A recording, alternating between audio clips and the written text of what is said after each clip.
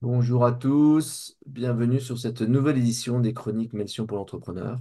Tous les vendredis matins à 10h30, en direct sur YouTube, on vient vous présenter des chroniques qui nous paraissent intéressantes et importantes pour les entrepreneurs. Et aujourd'hui, nous avons Damien qui vient nous faire une présentation. Mais de quoi vas-tu Alors, nous parler? j'espère que ça va être un peu plus qu'une présentation. Je vais vous parler de magie euh, et de l'importance de la parole dans la magie. Voilà. Et je pense que comme tous les entrepreneurs ont des prises de parole, c'est ça dont j'avais envie de parler aujourd'hui. J'arrive tout de suite. Alors,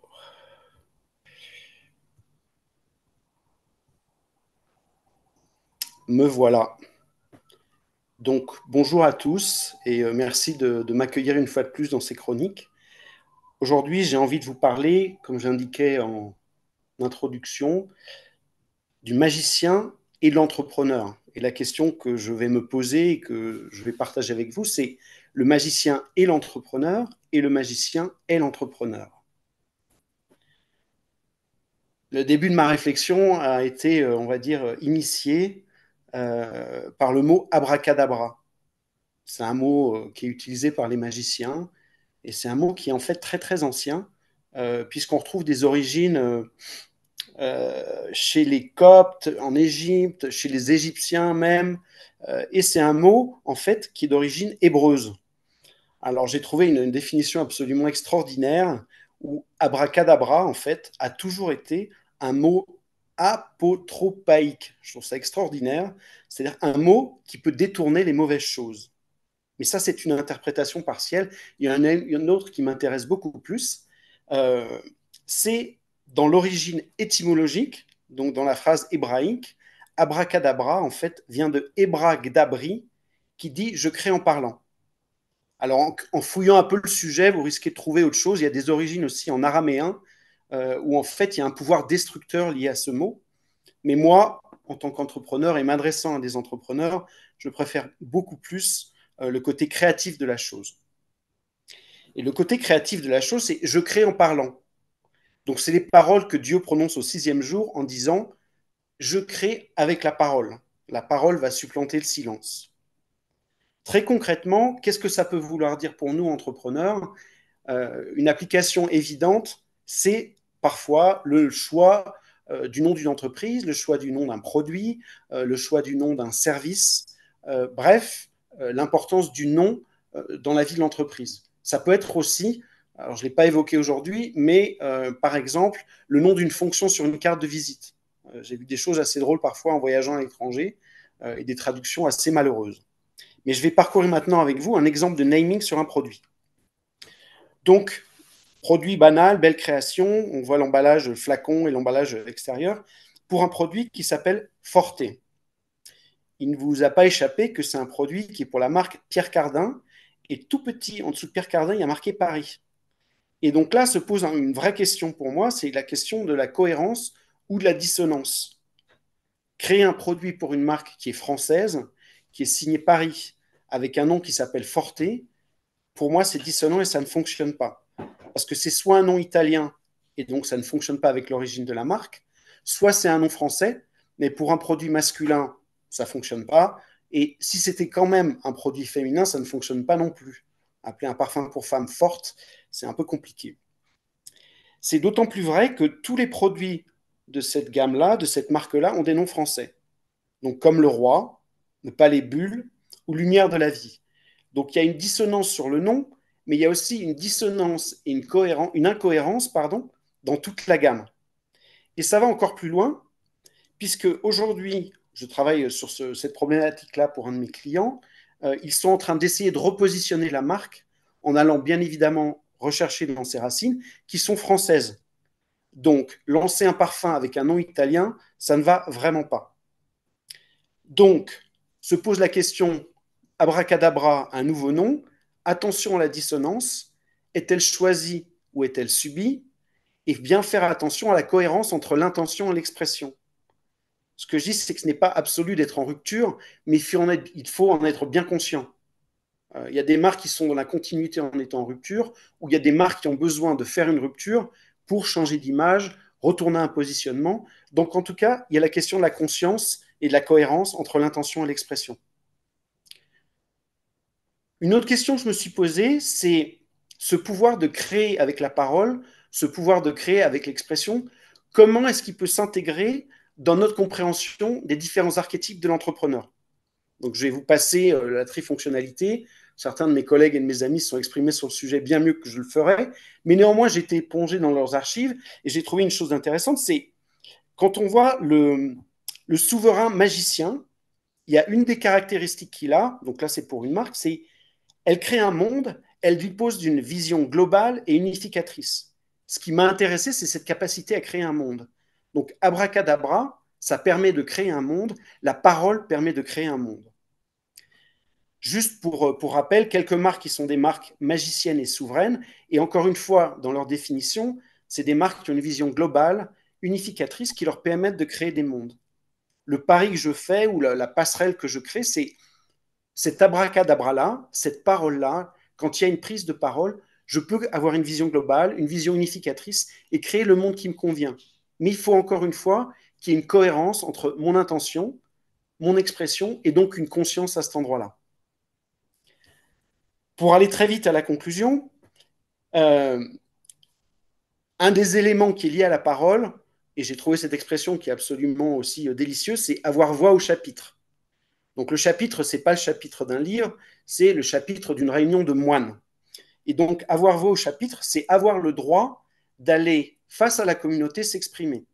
Alors, il y a plusieurs moments où ça peut se faire. Ça peut se faire, par exemple, pendant les repas en silence, où à ce moment-là, on a voix au chapitre, puisqu'on va faire la lecture pendant que les autres déjeunent ou dînent, mais aussi pour les décisions importantes.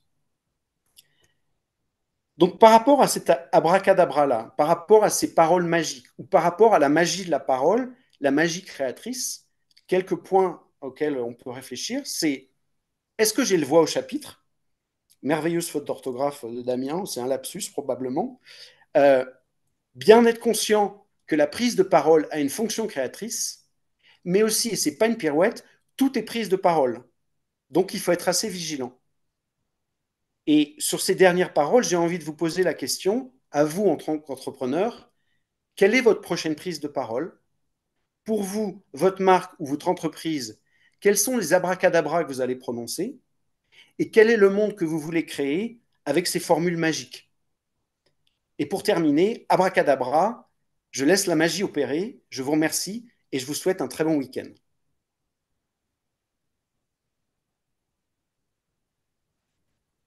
Merci Damien de nous avoir rappelé que finalement, prononcer une parole, c'est ouvrir des champs nouveaux dans une relation, dans une situation.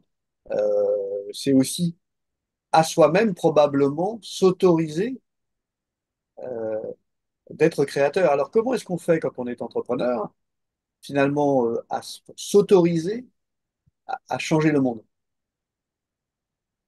Tu Hmm. nous as indiqué comment, mais est-ce que c'est facile? Alors, c'est pas facile et je vais avoir une réponse qui est probablement un peu paradoxale. C'est que je pense que la première voie pour pouvoir changer le monde, c'est de l'accepter. Et je reviens au 6e jour.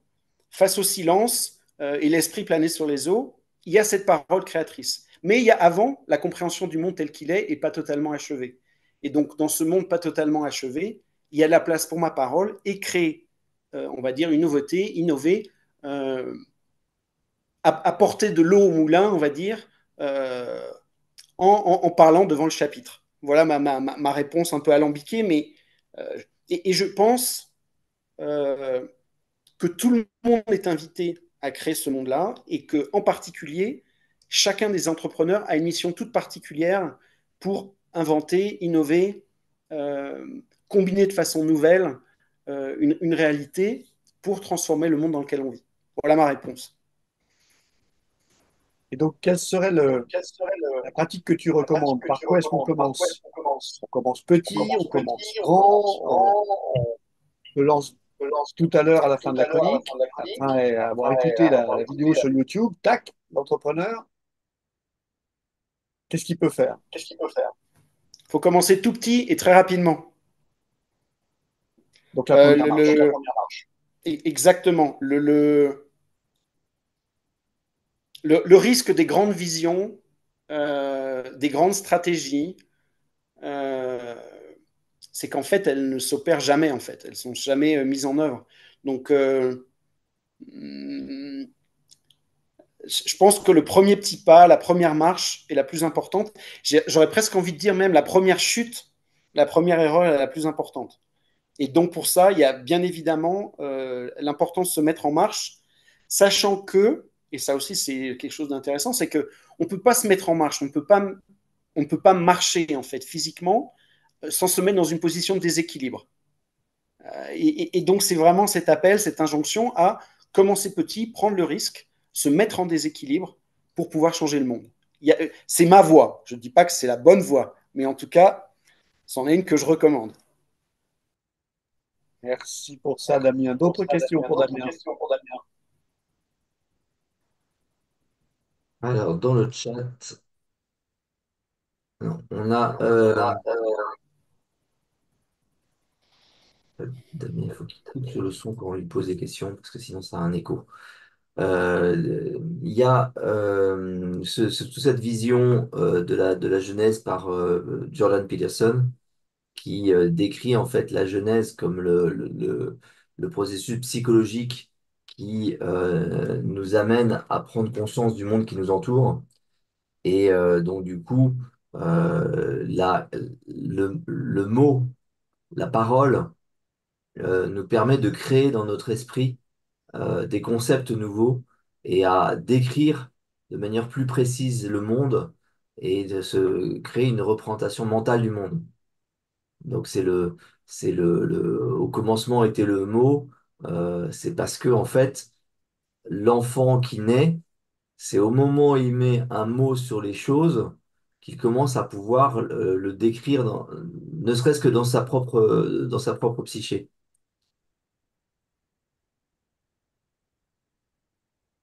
Ouais, c'est vachement intéressant. Mais alors, encore une fois, pour l'entrepreneur, euh, je trouve ce qui est assez amusant, c'est retrouver l'esprit d'enfance. C'est comment décrire au mieux le monde qui vous entoure, ou le monde de votre entreprise, ou le monde de votre marque au mieux. Ça pose aussi, bien évidemment, des questions sur la sémantique des marques, ou la sémantique de l'entreprise, même, de créer un vocabulaire qui lui est propre, pour pouvoir le comprendre, mais aussi pour pouvoir apporter sa pierre à l'édifice. Donc je trouve que ouais, c'est vachement intéressant de voir des choses comme ça. À regarder les, sur le site, la chaîne YouTube de Jordan Peterson, on trouve donc ce qu'il appelle les Biblical Series, où il va relire la Bible comme des histoires qui nous expliquent la façon dont notre cerveau se met en place et dans la façon dont notre psyché se développe. Donc une lecture en fait psychologique de la Bible qui est très pertinente en fait. Ah, super. Merci cette référence que je ne connaissais pas. Au au départ, abracadabra. Abracadabra, ou abracadabrantesque, comme aurait dit un certain. Ouais. Pousse pas ta chance. Trop loin. Ouais, voilà. Bon, écoute, c'est très intéressant cette magie du mot et cette magie dans la création par le concept. Ça ramène aussi d'ailleurs à Yuval Harari dans Sapiens, la première partie du livre qui est la seule à peu près intéressante. Enfin, je veux dire par là que je connais pas beaucoup de gens qui aient lu le livre jusqu'à la fin. Il y a vraiment une espèce de bloc de bloc très intéressant et attirant, et puis après un truc qui a pas la même qualité. Mais dans la première partie, il décrit donc les trois calamités, mais qui sont à la fois des chances pour l'humanité. Et donc la première, c'est celle de la première partie, c'est la conscience de soi. Et il explique que par rapport aux animaux, on a cette conscience de soi qui à la fois nous rend anxieux du futur, puisqu'on est conscient d'exister et conscience de notre futur. Ça rejoint les séries bibliques de Jordan Peterson qui décrit ça au travers de l'épisode de la sortie de de la sortie euh, L'Égypte? du paradis. Ah, Et, pardon. et donc dans Sapiens, il explique que le contrepartie de cette malédiction, c'est qu'on est capable de parler de choses qui n'existent pas. On dit qu'on est en France, mais si on enlève le tapis et qu'on regarde en dessous, il n'y a pas marqué France. On parle de Peugeot, et c'est un exemple que cite Yuval Harari, mais finalement, qu'est-ce que Peugeot quand on doit expliquer cette notion à un enfant de 5 ans? Mais néanmoins, il suffit qu'on soit plusieurs à penser que ça existe pour que ça ait une réalité, pour que ce soit une, euh, une vérité, une existence. Et donc, en fait, c'est la magie du mot, c'est la magie du concept que de créer des éléments qui permettent de communiquer ensemble, qui permettent de se fédérer ensemble et qui permettent d'avancer.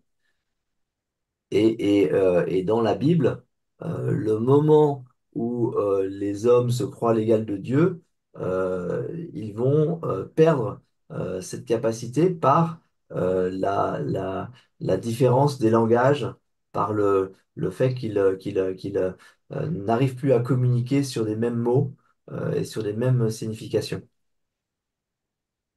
J'ai effectivement plusieurs choses en tête. Bon, évidemment, tu évoques la tour de Babel. Euh, Évidemment, un peu plus tard, le moment où on va dire toute une foule de nature étrangère arrive à communiquer ensemble.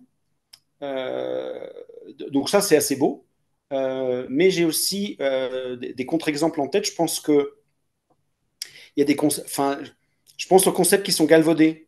C'est-à-dire que des mots qui sont tellement utilisés, qui deviennent du buzzword, et qui deviennent complètement vides de sens, ou alors parce qu'on utilise ces mots-là, en fait, le vocabulaire en fait est très autoritaire, voire dictatorial, et en fait impose des réalités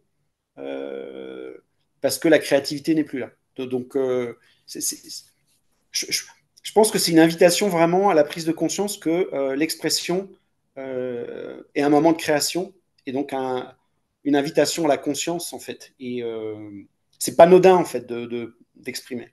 Voilà, c'est ça c'est ça que j'entends moi et que je comprends. Euh, Sachant que c'est pas toujours facile parce que ça exige en fait un laps de temps, peut-être très court. Tu tourneras cette fois ta langue dans ta bouche avant de parler. Euh, je sais que pour moi, c'est assez difficile de ne pas être dans la réaction systématique et rapide et prendre un temps de silence, poser en fait ma parole. C'est pour moi un exercice en fait. Hein. C'est pas quelque chose d'acquis. C'est ni acquis ni inné chez moi. Donc il y a du boulot. Et oui, la réflexion vient de la parole. C'est le plus facile pour réfléchir à un sujet et de le transformer en une conversation. Je En suis d'accord. l'explication qu'on va en faire à quelqu'un, en la démonstration qu'on va en faire à quelqu'un, c'est tellement plus facile que de le sortir ex nihilo comme une pensée. C'est L'idée du l'exercice de ce qui se conçoit clairement. euh, non, ce qui se conçoit bien s'énonce clairement et les mots pour le dire viennent aisément, c'est ça? ce qui se conçoit bien s'énonce clairement et les mots pour le dire viennent aisément. Oui. L'art d'écrire de Boileau, Exactement. 16e siècle, déjà. Enfin, c'est fascinant. Ce sujet-là me fascine. Mhm.